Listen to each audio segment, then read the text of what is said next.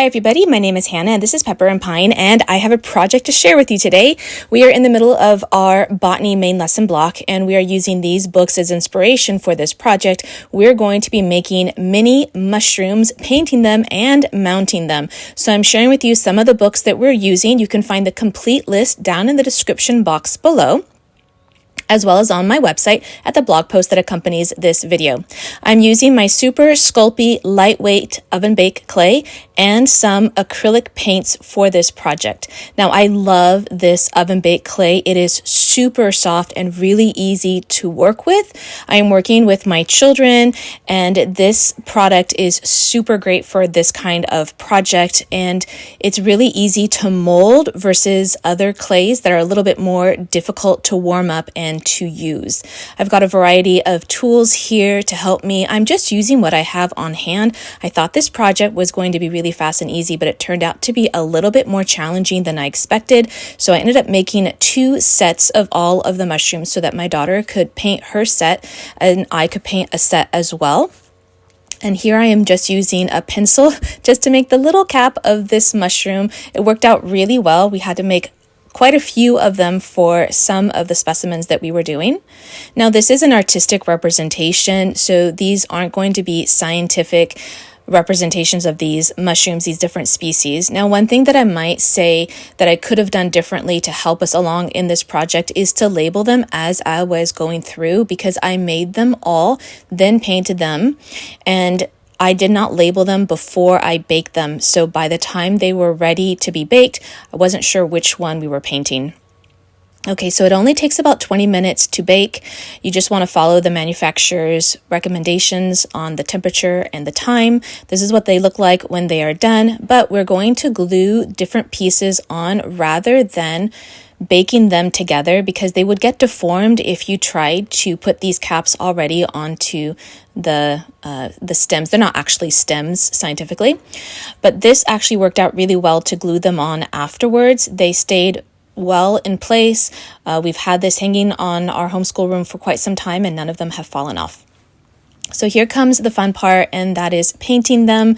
I am using these acrylic paints. I'm going to refer back to my book, my several books, to figure out which ones are which, because I did not label them ahead of time. So now I'm going through the books and I'm trying to recall which shape matches which mushroom. And so I would have just written them down on the parchment paper ahead of time as I was making them so I could keep track of them. So now I'm going to mix a few of these different paints together. I also ran out of white acrylic paint, so I am just using house paint, some leftover paint from some house projects, and that worked out just fine. I'm also using a little bit of water just to kind of dilute the paints and make them a little bit easier to work with. And once they dry, they dry really well. They look really nice when they're dry. However, when I was forming these, I did get some fingerprints on my mushrooms before baking them, and I didn't realize that until it came time to paint them, and then it sort of rested in the little fingerprints. So just be mindful of when you're making them to be as smooth as possible, because when you do paint them, that paint will rest in those grooves. And diluting the paint a little bit gives it a nicer finish in the end. When I would paint them just with the acrylic paint straight, they didn't look as good as when I watered them down a little bit. It just made them look nicer in the end. I'm trying to remove some of the red paint here for the fly agaric, but that was too difficult to do. So I painted them completely and decided to wait till they were dry before adding the white details, and that looked great. The white really popped.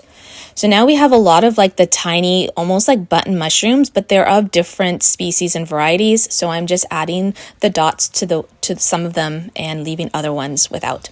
So now it's time to mount it, but I'm going to decorate my watercolor paper. This is heavyweight watercolor paper, and I've got some watercolors here. I'm just going to decorate the side a little bit just to give it a little bit of beauty and interest. You can add some cardboard on the back of your watercolor paper to mount it so that it is more sturdy. It did hold up okay in our schoolroom in that regard, but your paper will buckle because there is so much weight once you glue on all of these mushrooms onto your paper. So now that I've arranged it the way that I like, I'm going to give some space for a title. It's just going to say Mushrooms, Garden, and Field. I also have my books that I'm referring to once again so that I can label all of these mushrooms correctly. Again, I'm using my hot glue gun to glue everything down. I've got my Copic markers here, just choosing a color that I like, and I am going over the pencil outline. And now I'm going to label each one of these mushrooms. I ended up putting them all onto one display rather than splitting them up into two displays, one for my daughter and one which is mine, the example. We went ahead and added whether they were edible or deadly or poisonous or non-poisonous. I really love the way that this turned out. It looks amazing in our homeschool room. I hope that you give this project a try. If you do, please let me know. Don't forget that you can find all of the details and instructions for this project, as well as the materials we used and the books that we resourced, down in the description box below, as well as on my website at the blog post that accompanies this video. And if you'd like to see how we're homeschooling on a daily basis, you can find me on Instagram and TikTok at Pepper and Pine.